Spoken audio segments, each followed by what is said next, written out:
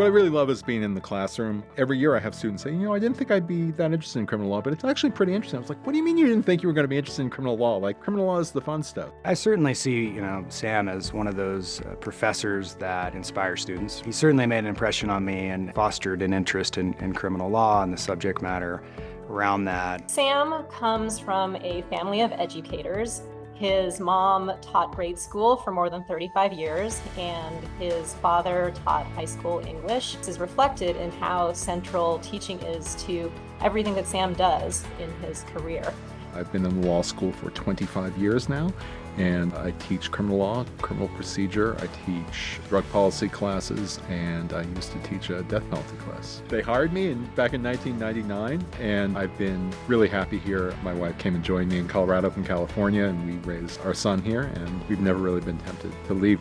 I was, I think, one of Sam's first students. He's a dynamic teacher, and he has certainly a depth of knowledge that he shares with students. He really can pull students into conversations and show them mutual respect, that he cares for them, he cares for their viewpoints, and he wants to engage in critical thinking exercises together. He is not only an educator for the students, but an educator for all of us as teachers, as faculty members as well. One of the first things that he told me when I was a new professor at the University of Denver is that it's very important to always be yourself in the classroom. I also believe he's a bit visionary. He understood the potential for cannabis reform and what that might mean to our state and country. I was in Colorado at the right time in the right place. I served on Governor Hickenlooper's commission to implement Amendment 64. I served on a similar board for then Lieutenant Governor Gavin Newsom in California when they were thinking about legalizing marijuana. And we did.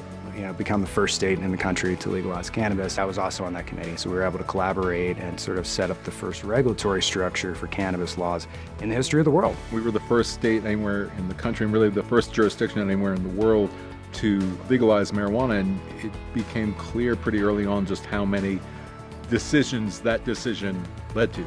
We needed people that were not necessarily as biased to one side or the other. And I think an academic from a prestigious institution like University of Denver is able to speak with a pretty big microphone and say, well, let's look at the data. How is this playing out?